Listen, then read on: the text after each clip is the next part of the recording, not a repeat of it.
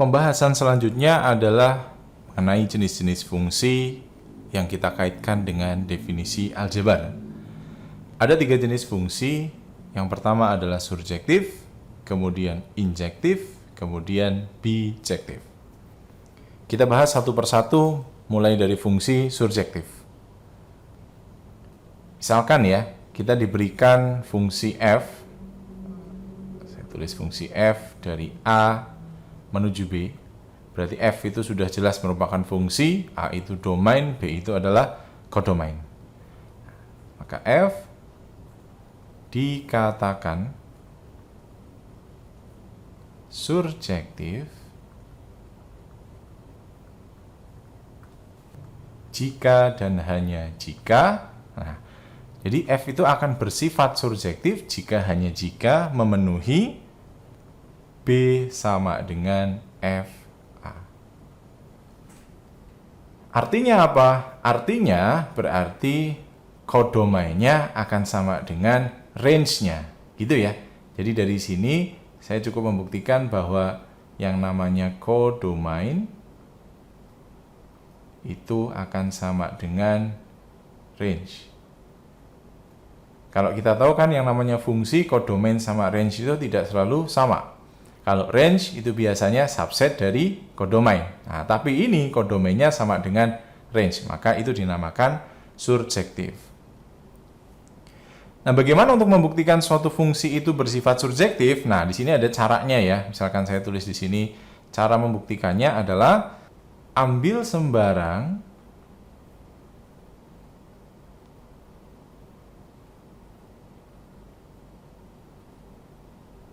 B elemen B, ya. Jadi caranya adalah dengan ambil sembarang B elemen B, kemudian tunjukkan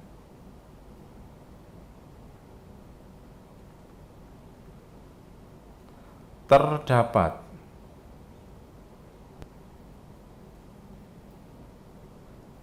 A elemen A sedemikian sehingga FA sama dengan B. Berarti kamu cukup membuktikannya adalah ambil sembarang elemen di B, maka nanti harus tunjukkan bahwa nanti ada A loh yang berrelasi atau berkaitan dengan B yang kamu ambil. Nah, kalau ambil sembarang itu berarti setiap B itu bisa. Nah, kalau itu bisa, maka sudah pasti F dikatakan surjektif. Jadi gambarannya seperti apa? Apabila saya punya sebuah domain dan kodomain ya, berarti ini fungsinya adalah F. Nah, karena di sini ngomong kodomainnya sama dengan range, maka range yang saya arsir ini dia punya pasangan semua di A. Gitu. Jadi kalau ini berlaku, maka ini udah pasti fungsi surjektif. Biasanya kan tidak ya, biasanya range itu hanya bagian kecil saja. Atau minimal ya, nggak semuanya lah, nggak semua B itu merupakan range. Tapi kalau dia B-nya itu adalah range, maka dia otomatis bersifat surjektif. Nah, bagaimana kalau misalkan tidak? Ambil sembarang B elemen B, menunjukkan terdapat A. Berarti untuk membuktikan bahwa suatu pemetaan F, misalkan F itu berarti tidak surjektif. Tidak surjektif. Itu cara buktinya gimana? Berarti cara buktikannya adalah harus ada B elemen dari B sedemikian sehingga B itu bukan FA untuk setiap A elemen di A. Jadi kalau misalkan ada satu saja elemen di B itu nggak punya pasangan di A, maka otomatis F-nya tidak bersifat surjektif. Contohnya misalkan terdapat sebuah pemetaan F, yaitu dari A menuju B, dengan A-nya itu adalah himpunan, saya katakan misalkan min 1, kemudian 0, kemudian 1, lalu ada B B itu saya ambil ini aja, P sama Q ini ya. Kemudian F itu adalah himpunan min 1 ketemu P, lalu 0 ketemu dengan P juga, dan 1 ketemu dengan Q. Nah, di sini jelas terlihat bahwa setiap B itu pasti punya pasangan. P di sini punya pasangan dengan min 1, punya pasangan dengan 0, dan Q punya pasangan dengan 1. Jadi setiap ini merupakan punya pasangan di A, atau dengan kata lain bahwa ternyata B itu sama dengan F A gitu ya. Nah, kalau ini terjadi, maka nanti F ini bersifat surjektif.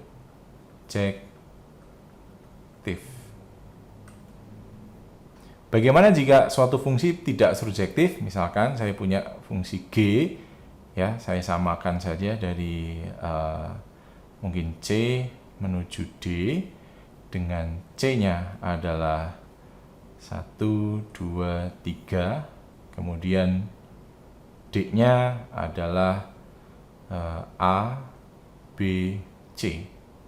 Lalu di sini fungsi G itu direpresentasikan sebagai 1, A, kemudian 2, B, lalu ada 3, A.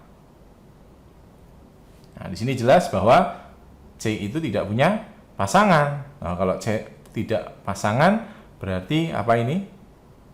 D bukan merupakan image dari G, C ya. Berarti dari sini saya ketemu F itu tidak surjektif.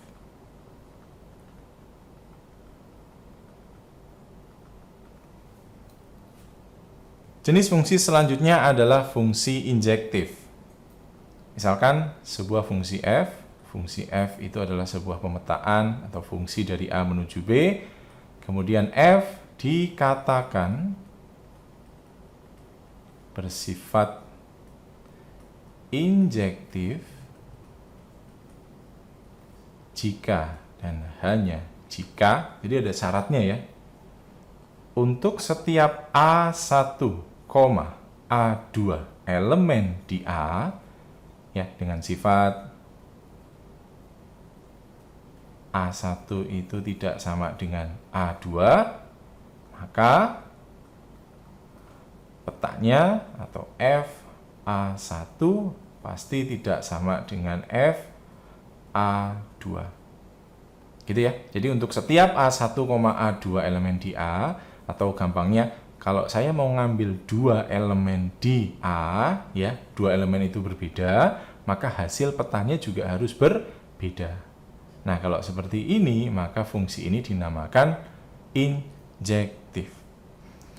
Ada beberapa versi untuk membuktikan bahwa fungsi injektif ya, selain dengan keterangan ini ya, keterangan ini, ada lagi yang mengatakan ini ekuivalen. Saya katakan ekuivalen. Untuk setiap A1, A2 elemen di A, ya, apabila F A1 sama dengan F A2, maka A1 sama dengan A2. Jadi kita bisa membuktikannya dengan kontraposisinya ya. Jadi ini adalah bentuk kontraposisi, di mana kontraposisi itu berarti apabila ada sebuah implikasi, jika maka, misalkan jika A maka B, maka kita tinggal balik saja, jika tidak B maka tidak A. Itu artinya kontraposisi. Bagaimana membuktikan bahwa F itu tidak bersifat injektif? Jadi misalkan F itu tidak injektif, itu gimana caranya? Tidak injektif, berarti caranya adalah tinggal temukan saja ya, temukan 2 elemen di A, misalkan saya tulis di sini, temukan A1 dan A2 di A,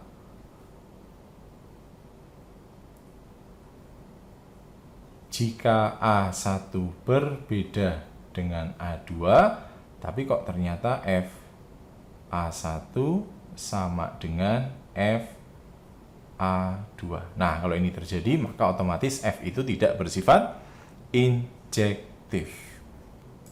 Bagaimanakah penjelasannya? Jadi, apabila saya punya sebuah himpunan ya, himpunan A, kemudian di sini himpunan B, lalu di sini ada sebuah fungsi F, ya. Kalau misalkan saya punya di sini ada A1, lalu ada A2, ternyata dia punya peta yang sama. Misalkan di sini saya tuliskan FA1 kok sama dengan FA2, maka yang sebelah sini bukan atau tidak injektif.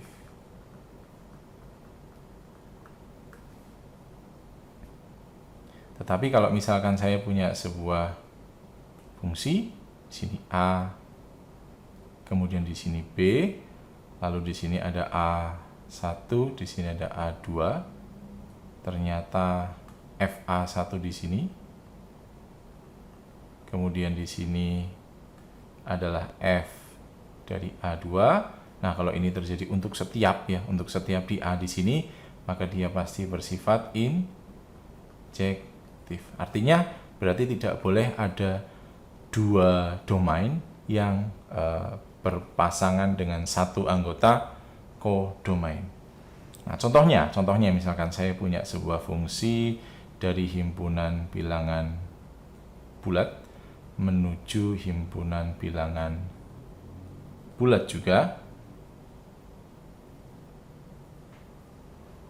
dengan definisinya adalah saya punya FA itu sama dengan 2 min A. Gini ya. Jadi untuk setiap A elemen bilangan bulat. Cara membuktikannya adalah dengan diasumsikan bahwa A1 itu elemen bilangan bulat dan A2 juga elemen bilangan bulat. Nah, di sini saya menggunakan teorema saya menggunakan bentuk yang kedua ya, bentuk kontraposisinya ya. Jadi saya akan coba menggunakan bahwa FA1 sama dengan FA2. Nah, kalau dia injektif, nanti A1 sama dengan A2. Nah, saya masukkan dulu ke rumusnya. Berarti 2 min A1 sama dengan 2 min A2. Nah, dengan sedikit otak-atik di sini ya, saya peroleh bahwa A1 sama dengan A2. Oke, berarti sesuai dengan jalurnya ya. Jadi kalau misalkan saya punya FA1 sama dengan FA2, maka A1 sama dengan A2, berarti F itu dikatakan injektif. Nah, jadi jelas bahwa F ini dinamakan injektif.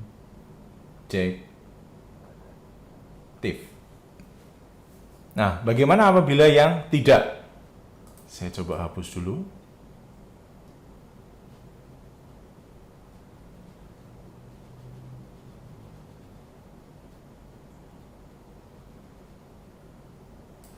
Kalau misalkan saya akan membuat contoh untuk yang tidak injektif, berarti misalkan saya punya FA sama dengan A kuadrat, dengan A-nya elemen dari bilangan bulat.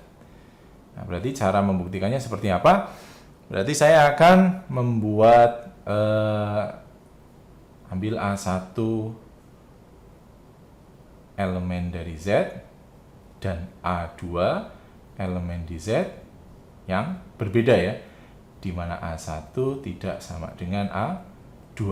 Kita ambil langsung contoh, kita pakai counter example.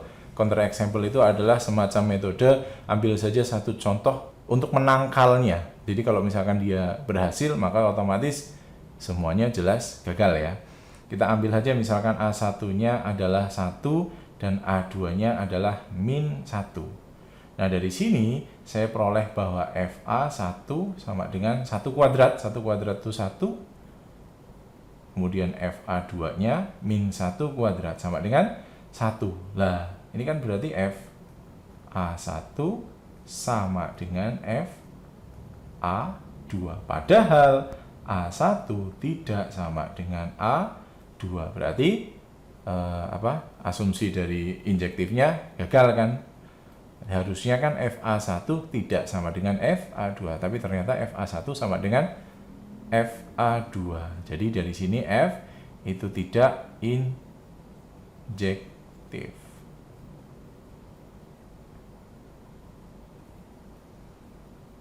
Oke ya.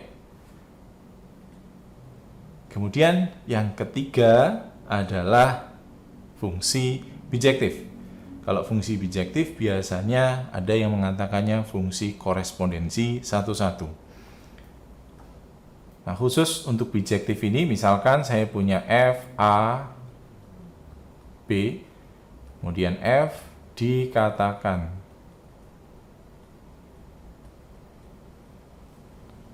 bersifat bijektif jika hanya jika, ya sudah, kalau dia bersifat bijektif, maka jika hanya jika F itu merupakan surjektif dan injektif. Jadi kalau misalkan ada fungsi, dia juga surjektif dan injektif, maka otomatis dia adalah bijektif. Ada nggak yang seperti itu? Banyak ya. Jadi contohnya adalah kalau misalkan saya punya fungsi, ya kita buat fungsi kayak tadi saja, dari Z menuju Z. Ini fungsi-fungsi dasar saja. Kalau saya punya fx sama dengan x, gitu saja. Ini merupakan fungsi bijektif. Dan banyak sekali contoh-contoh fungsi bijektif lainnya.